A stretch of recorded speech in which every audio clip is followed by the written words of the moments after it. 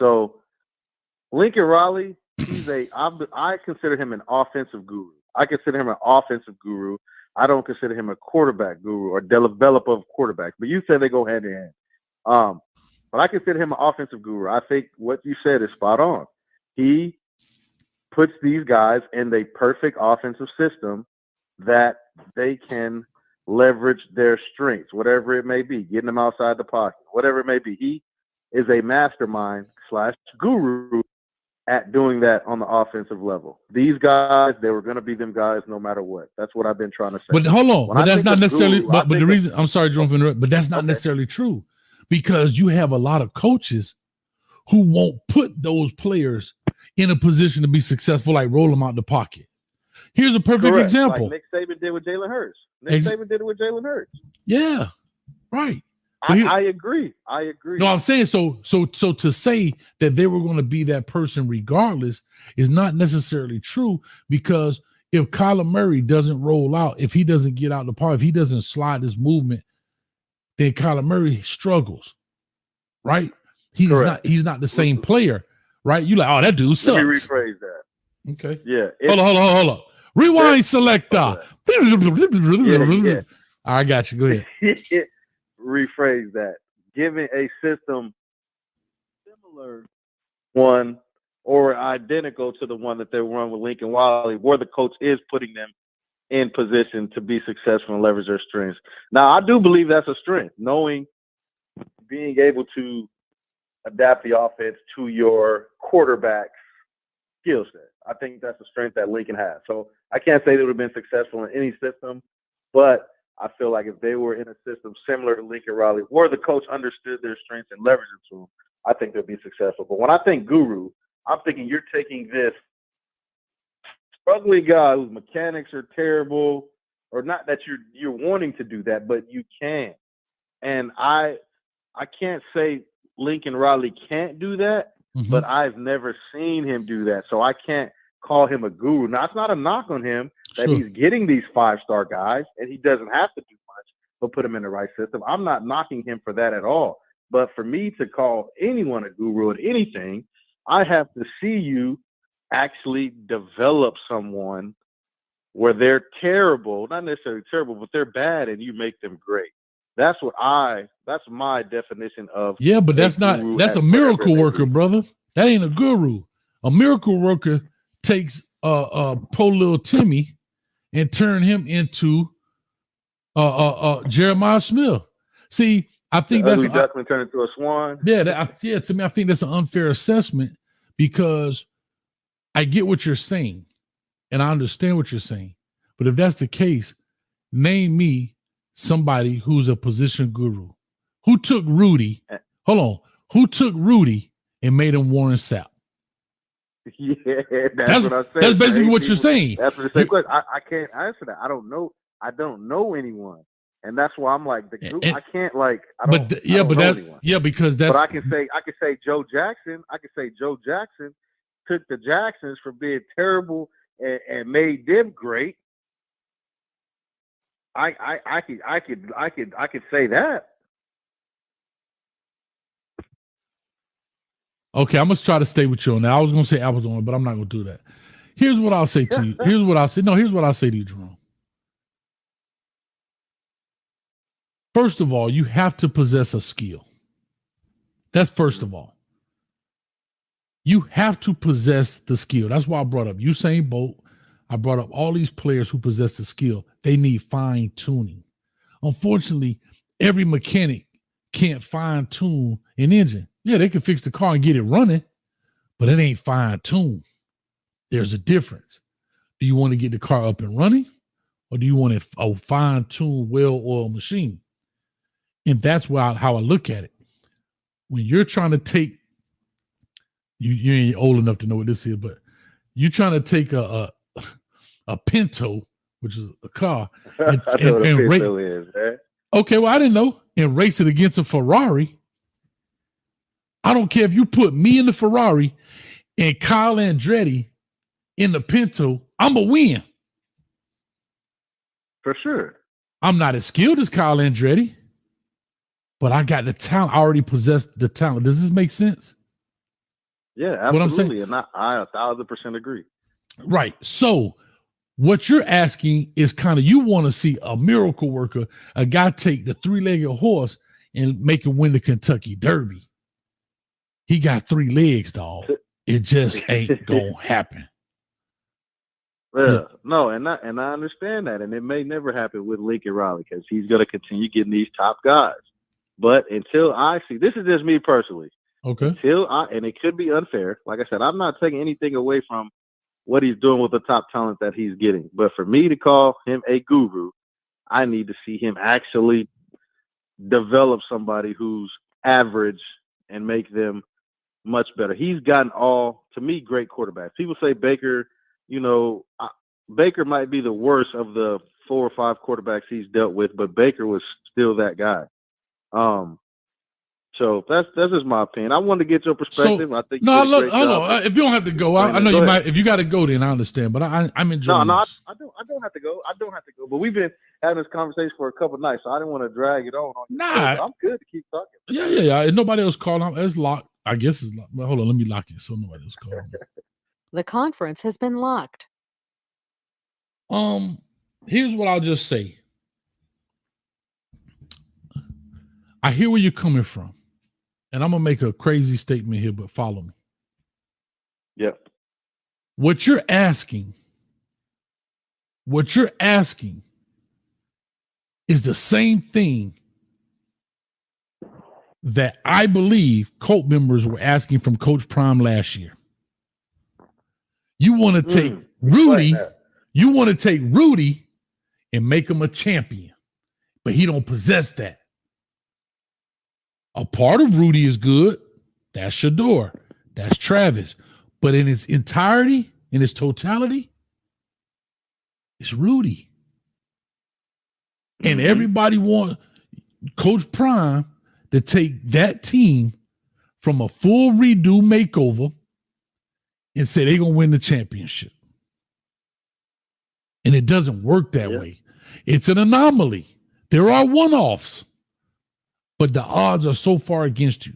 Well, TCU didn't have. That's an anomaly. That's the one-off.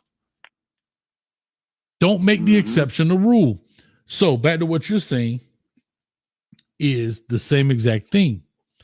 You're looking for somebody to take something that has little to no talent, and this is what I'm hearing, and you say, "Oh, look at it. Let me polish him up and look at this diamond." But unfortunately, in football, you're not going to take just a rock and hope it's a diamond inside of it.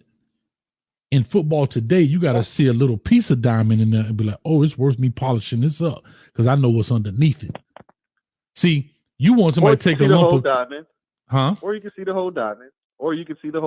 A 5-star quarterback is the whole diamond. It doesn't need any polishing, really. And that's where my problem comes in with it. These guys didn't need any.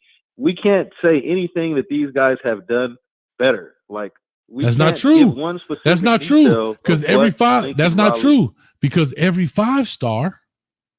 is not a Heisman Trophy winner. That is true. Every 5-star is not even a winner. So correct. It takes the visual. The stars are the stars. But hold on, that diamond. Hold on, but I like what you're going. But that diamond that you saw, he may pass it up because what? It's not as clear as the other diamond. It's got some flaws in it. It's a diamond, but it's got flaws in it. The clarity ain't good enough. So he knows to pick this diamond over that one. So I get where you're coming from. And these are football. Man, thank you, bro. These are football conversations I love to have. You know, all that other stuff about who tie who shoe. Get that mother.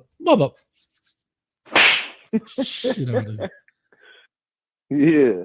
So I'm saying that to you to say this, that and once you become that person, why would you mess with, let's call it what it is, right? Once you become that person and you're known at this level, why would you go down to challenge yourself?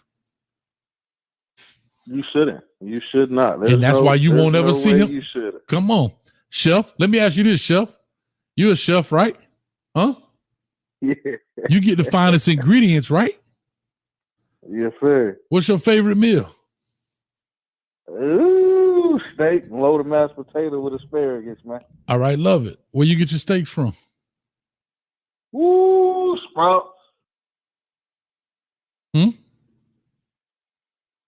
Sprouts. You ever heard of a place called Sprouts? No, I'm a George and Jerry IGA guy. So why don't you go to George and Jerry? Well, why you don't get your steak from Walmart then? You still gonna cook it the same? Hold on, hear me out. You gonna cook it? You gonna cook it the same? You gonna season it the same? You gonna marinate it the same? You gonna cook it on the same temperature? Use the best pans? Is it gonna taste the same? It's still a steak. Man, I want the best steak, man. Exactly. Because that that steak out of Walmart doesn't possess what? The same kind of marbling, the same fat content. It wasn't raised the same. It wasn't grass fed. So why would you punish yourself eating a Walmart steak when you're accustomed to having these? Come on, man. Can I get an amen in the chat? Jesus. Girl. No, I agree. Listen, Coach Hayes, I agree with that 100%. I wouldn't change anything. I think that he should keep doing what he is doing. Like, he should keep getting these 5-star guys. But what I'm saying is, I'm not going to call you a quarterback guru until I see you do what I think a quarterback guru would do in my mind. I'm not going to give you, you're getting these guys on third base. I can't say you helped them hit a triple. So who's a guru in college football? So who's a guru in college football to you? Who is a guru based on position? They asked me this the other day, and I don't. You said what? I'm saying not like offensive, defensive guru. I'm talking about quarterback, D line. This, like, what would be considered a guru in that position? I don't, and that's the thing, because the people that we consider gurus, they get top talent. Like, they get top talent. So I guess the guru has to change from being a developer of talent to an identifier of talent, and then you sharpen them up a little. Now, if that's what we're saying, he's great at identifying talent, that makes him a guru. I'll take that. I'll agree and say, okay, I digress. I agree. He's a great identifier of talent at the quarterback position. If that makes him a guru, then okay, he's a quarterback guru. I think that's a big component. I think that is a large component of identifying talent. I think it's a large component, identifying talent to know what to polish up versus not. Does that mean that you could have passed up something else that could have been great? Sure. But again, remember when we even had our debate, we talked about a probability and the odds, right? Yeah. You always going to try to put the odds in your favor. So, correct. So when you look at the quote unquote 5-star, why not go get him? Why would I go get the 2-star athlete? Does that mean that 2-star athlete won't outball? Sure, it does mean he could, but the likelihood is probably not. For sure. I'm not knocking Lincoln Riley. I think he has a flawless system. He's a great identifier of the QB that will fit his system perfectly. He ran the same system with all the quarterbacks. So it's not like he made adjustments with Kyler, with Baker. They're all running the same exact system. So he identifies the quarterback that can run his system to the T and be extremely successful. I think that's great. That's phenomenal of him. He's one of the best to do that in college football, and I think he should continue doing that. I just, like I said, the guru thing. I think the problem is, I think the problem is the definition of the word guru for you means something totally different than what it means to most people. What it probably actually means. Yeah, right. Because it could mean something different to me than what it actually means, or it could mean something different to me than what it means to someone else. But I'm thinking guru. I'm thinking this person's trash, and you make them great. Now, if that's not the guru, then then I was wrong. But he's a great identifier of talent, and like you said, that's a large component of it. So I give it to Lincoln Riley, man.